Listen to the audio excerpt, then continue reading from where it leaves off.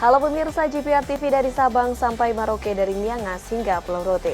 Bertemu lagi bersama saya Bilki Sabila dalam program Kominfo Newsroom.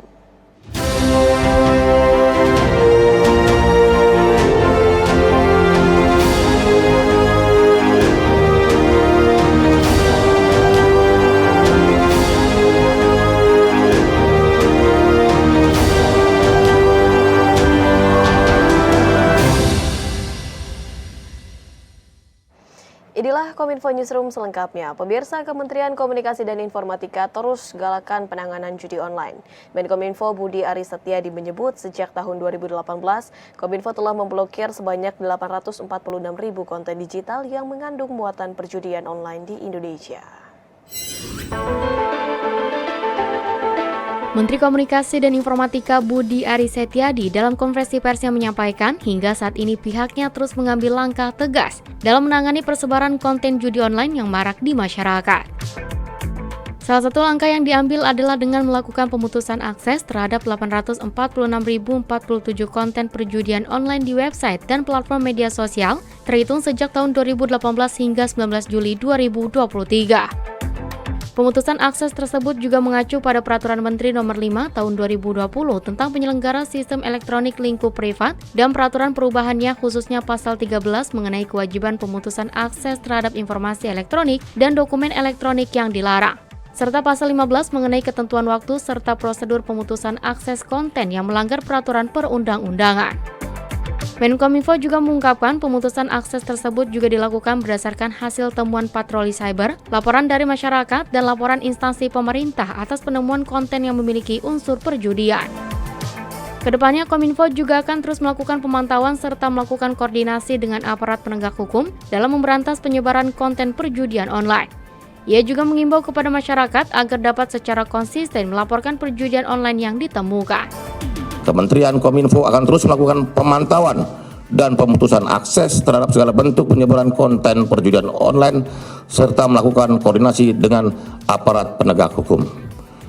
Kami meminta dan menghimbau agar masyarakat dapat segera secara konsisten mendukung kerja bersama kami ini dengan melaporkan konten perjudian online yang ditemukan serta memanfaatkan internet dengan lebih baik dan lebih produktif. Pemirsa, Menko Polhukam Mahfud MD menyampaikan bahwa pemerintah akan menyelamatkan Ponpes Al Zaitun sebagai lembaga pendidikan. Pemerintah memandang hal tersebut perlu dilakukan untuk memenuhi hak konstitusional murid dan juga santri dalam menerima pendidikan.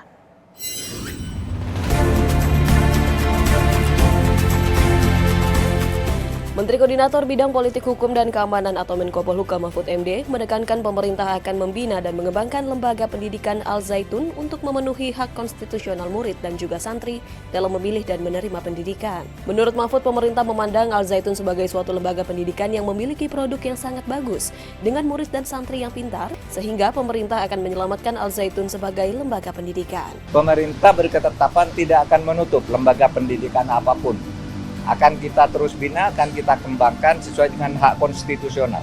Diberikan hak kepada murid dan wali murid, santri dan wali santri di situ untuk tetap memilih lembaga pendidikannya, tapi materinya kita kontrol, kita awasi. Sementara itu, menyangkut pengasuh Al Zaitun Panji Gumilang, Mahfud menyampaikan yang bersangkutan saat ini tengah diproses secara hukum berkaitan dengan adanya laporan masyarakat tentang dugaan penodaan agama yang melanggar Undang-Undang Nomor 1/PNPS/tahun 1965 tentang pencegahan, penyalahgunaan dan atau penodaan agama.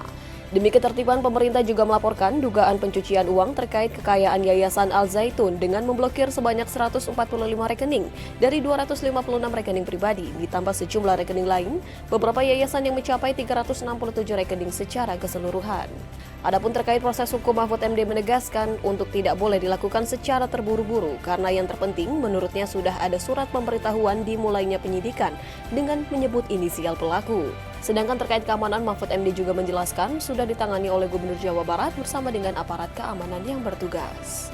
Itu semua perlu proses karena ini menyangkut hukum, kita tidak boleh buru-buru. Yang penting sudah ada SPDP dan sudah menyebut, SPDP itu sudah menyebut nama inisial, itu saya kira udah jelas masyarakat ini orangnya, bahwa kapan nanti tindakan hukum yang lebih konkret, misalnya pemanggilan, penahanan, pengajuan dan sebagainya. Itu memang harus lebih hati-hati,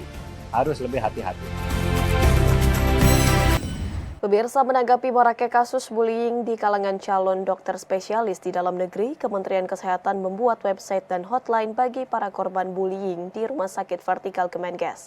Menkes Budi berharap ke depan para peserta didik bisa lebih fokus dan konsentrasi dan juga kondusif dalam menjalankan tugas.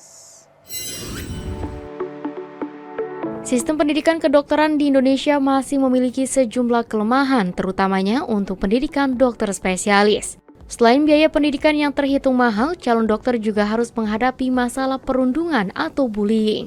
Menanggapi hal tersebut, Menteri Kesehatan Republik Indonesia Budi Gunadisadikin akan menindak tegas perundungan yang kerap menimpa mahasiswa program pendidikan dokter spesialis atau yang dikenal dengan istilah dokter residen.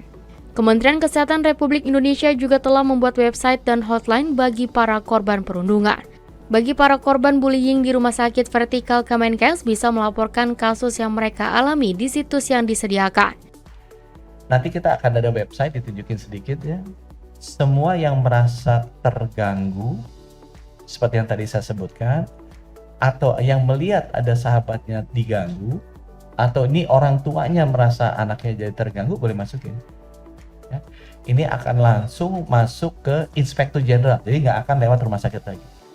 Ya, itu ada nomornya, nomor handphonenya itu 0812 997, benar Bu, 7 sekali ya, 997 99777.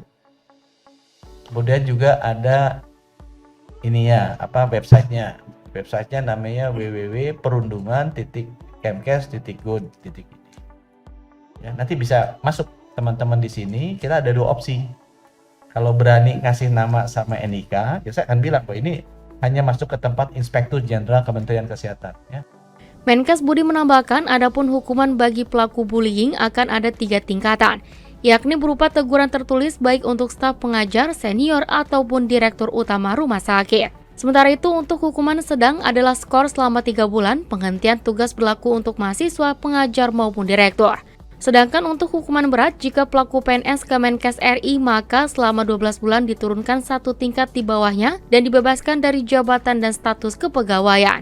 Dengan demikian, Menkes Budi berharap dengan memutus mata rantai bullying, maka bisa meningkatkan konsentrasi dan kondusif dalam sekolah maupun bekerja nantinya. Ya, jadi buat teman-teman, mudah-mudahan teman-teman ya peserta didik bisa konsentrasi, belajar, lebih kondusif suasananya dan bebas dari perundungan, sehingga lulusnya juga nanti memiliki rasa empati dan kemanusiaan yang sama kuatnya dengan ketangguhan mental. Ya, pemirsa, Anda dapat menghubungi di laman hotline dengan nomor telepon 0812 997 9977 dan melalui website www.perundungan.kemkes.go.id terkait dengan kasus bullying di kalangan dokter spesialis di dalam negeri. Dan kita akan beralih ke informasi lainnya, pemirsa. Menteri Koordinator Politik Hukum Keamanan Mahfud MD bersama dengan perwakilan Kejaksaan Agung dan Kejaksaan Tinggi Sumatera Utara membedah kasus dugaan mafia tanah dalam sengketa lahan milik PT Perkebunan Nusantara II di Deli Serdang dan menemukan sejumlah kejanggalan. Kejanggalan yang ditemukan diantaranya terdapat kesalahan penulisan lokasi perkebunan dan pengakuan sejumlah saksi.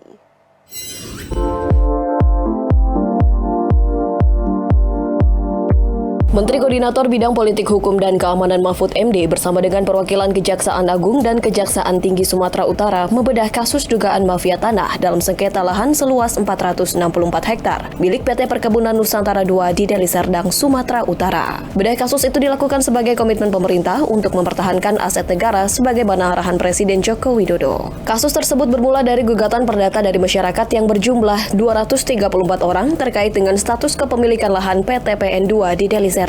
Dalam perkara tersebut, Mahkamah Agung memutuskan lahan seluas 464 hektar merupakan milik 234 orang atau penggugat melalui putusan perdata peninjauan kembali Mahkamah Agung dan didasarkan pada alas hak berupa surat keterangan pembagian dan penerimaan tanah sawah atau ladang. Setelah kalah dalam gugatan perdata, PT PN II mengajukan gugatan pidana ke PN Lubuk Pakam karena menemukan bukti adanya pemalsuan surat keterangan tentang pembagian dan penerimaan tanah sawah ladang tersebut. Kita baru tahu tahun 2019. Sesudah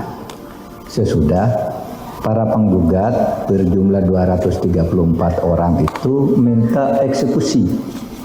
Nah, ketika diminta eksekusi, barulah kita nanya ke BPN bahwa tanah itu sejak dulu milik BTPN dan belum pernah ada perubahan. Kok tiba-tiba menang di pengadilan gitu.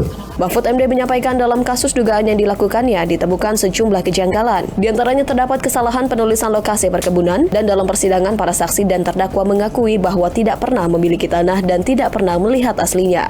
Kejanggalan-kejanggalan itu akan disampaikan dalam memori kasasi. Presiden mengarahkan begini, kalau negara punya kewajiban hutang kepada warga negara, masyarakat, dan itu sudah inkrah berdasar putusan pengadilan, negara wajib membayar karena ini putusan pengadilan, wajib membayar dan jangan terlalu lama menunda dan melakukan review.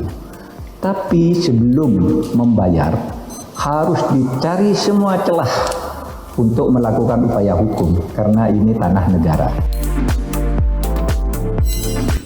Pemirsa, usai jeda kami akan kembali dengan informasi lainnya. Tetaplah bersama kami dalam Kominfo Newsroom.